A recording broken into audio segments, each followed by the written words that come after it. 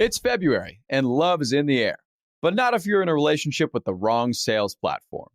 Don't worry, Sales Hub from HubSpot is here to help. It's an all-on-one platform that helps teams prospect smarter, boost revenue, and scale better. Plus, it's easy to learn and free to start. What's not to love about all that? It's time to break up with your old sales platform. With Sales Hub, closing deals is no big deal. Head to HubSpot.com/sales right now. Good morning, everyone. It's Friday, February 9th. I'm John Weigel here with Noel Medina, and this is the Hustle Daily Show.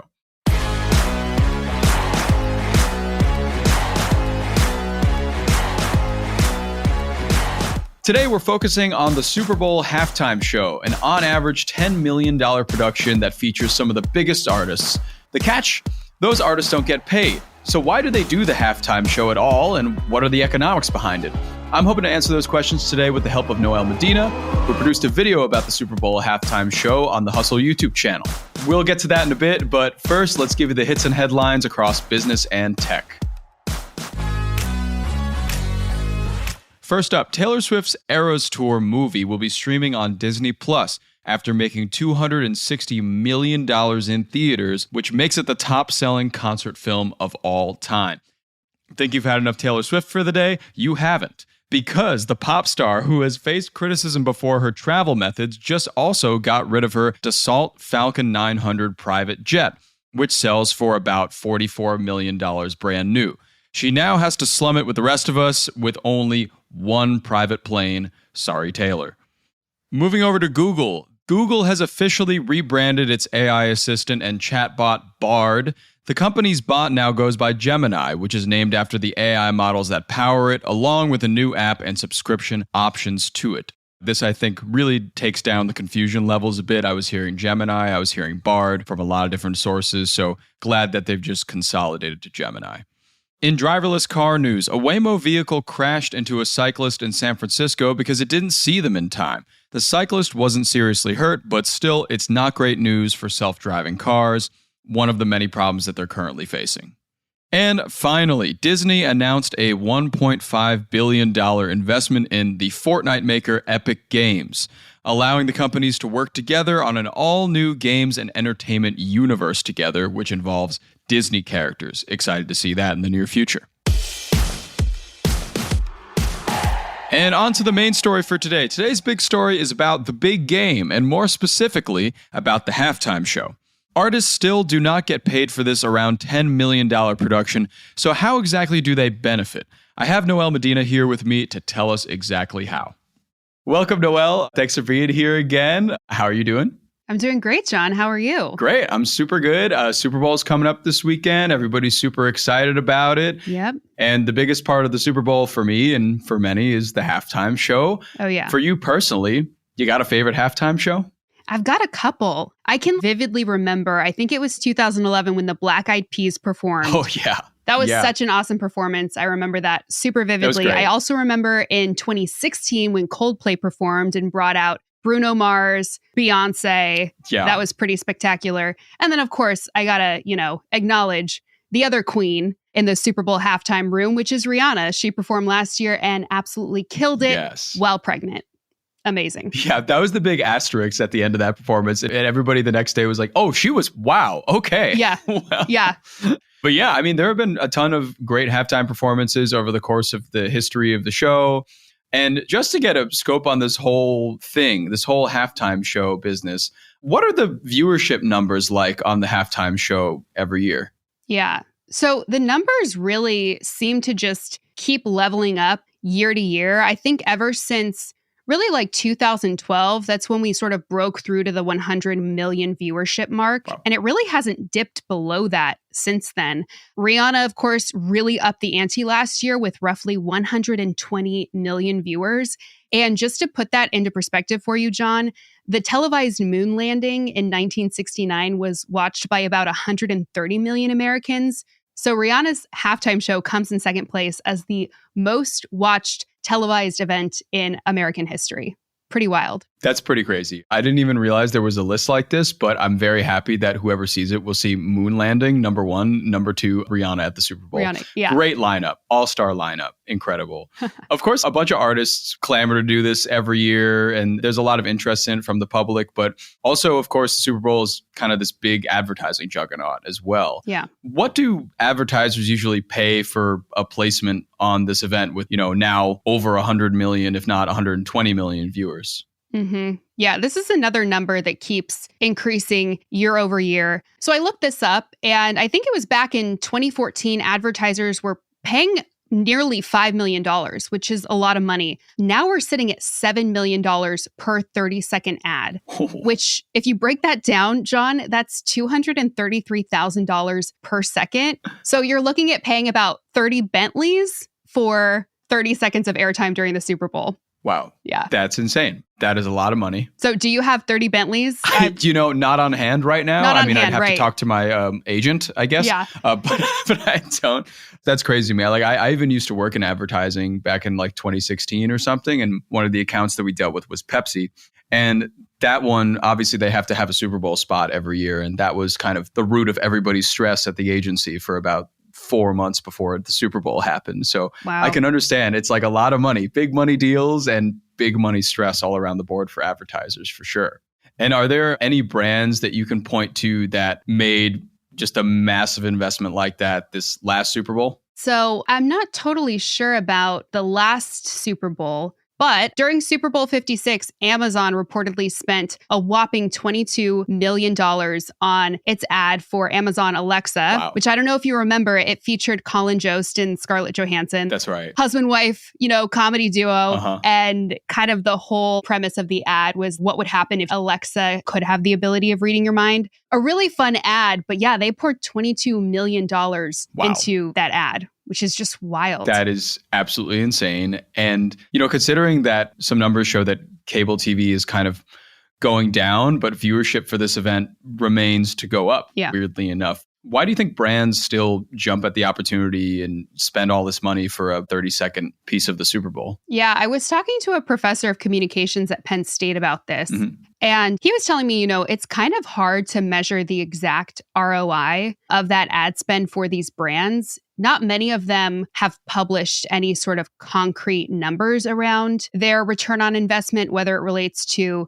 revenue, sales increases, just like general brand exposure. But we do know, for those of us who watch the Super Bowl every year just for the commercials, there are some definite repeat customers in there. Pepsi being one of them, Coca-Cola. Yep. I'm thinking about Budweiser, Taco Bell, of course. Mm-hmm. So obviously, there's incentive every year for them to shell out millions to secure this ad space. Mm-hmm. So I think that, without really saying it, it's pretty obvious that they're gaining huge benefits from having an ad in the Super Bowl. Definitely. I mean, I don't know if you're a huge football fan yourself, but for a lot of people like me, it's all about the commercials and it's also all about the halftime show.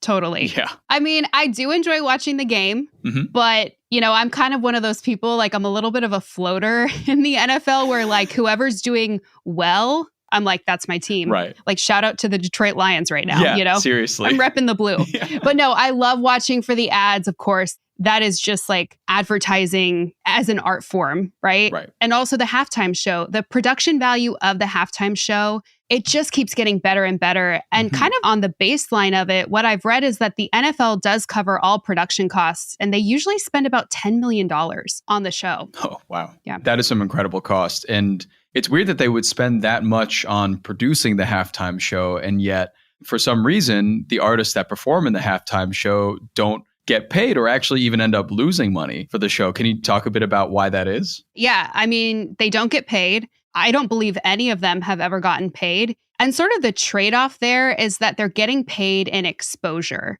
Right. Now, you mentioned that some artists lose money. I would say that they spend their own dollars investing in the show. So they're paying totally out of pocket, sometimes as much as $7 million. We've seen The Weeknd do that in 2021. Dr. Dre did the same thing in 2022 for his huge group performance in LA. But getting paid in exposure is a huge return on their investment of doing the show essentially for free. Mm-hmm. We've seen J-Lo, she gained, I think, 2 million followers on social media after her performance. The Weeknd, again, he became the #1 artist on Spotify following his performance. So, I mean, if you're not going to get a paycheck, you might as well become the #1 artist or gain 2 million followers. Right. I think that's actually a pretty good exchange. Of course. And we were talking about advertising earlier. I mean, I always think back to like Rihanna's display of Fenty product during her halftime show last year. And iconic. That must have just exploded for her after that. Yeah, I think it was just 12 hours following her performance that Rihanna had generated close to $90 million in media impact value for Fenty Beauty.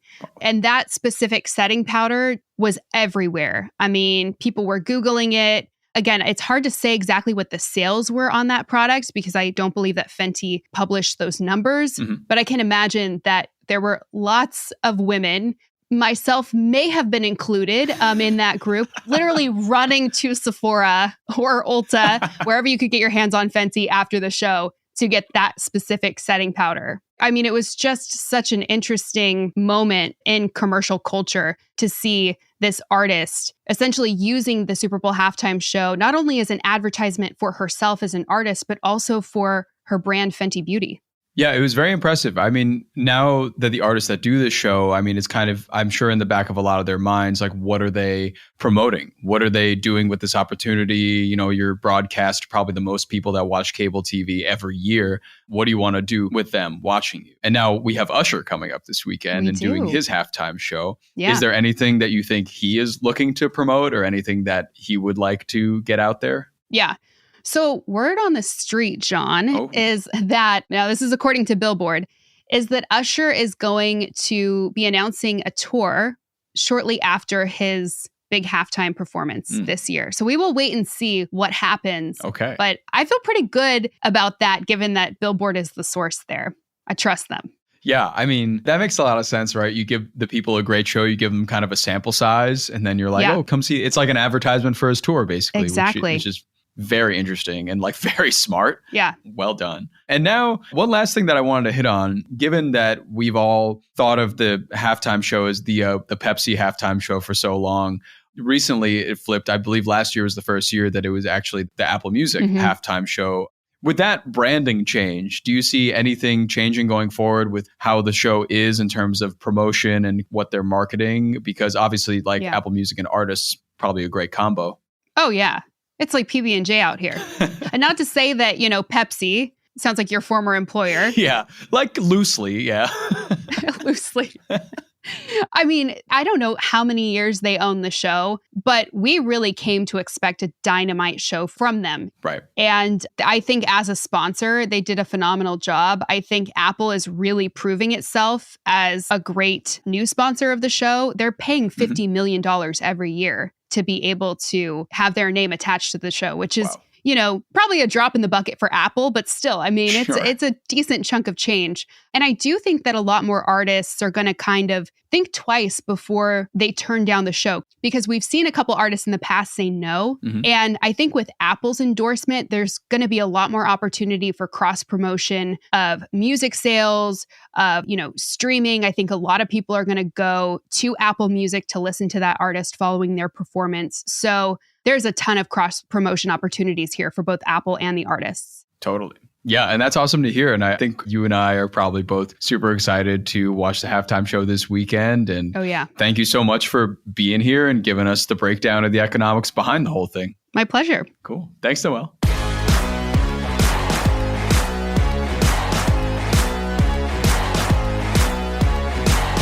All right, that'll do it for us today. Thanks for tuning into the Hustle Daily Show. We're a proud part of the HubSpot Podcast Network. Our editor today is Robert Hartwig, and our executive producer is Darren Clark. We've got a lot more tech and business coverage in our newsletter. If you're not subscribed, go get yourself signed up at thehustle.co/email. And we'll see you next week. Enjoy the big game.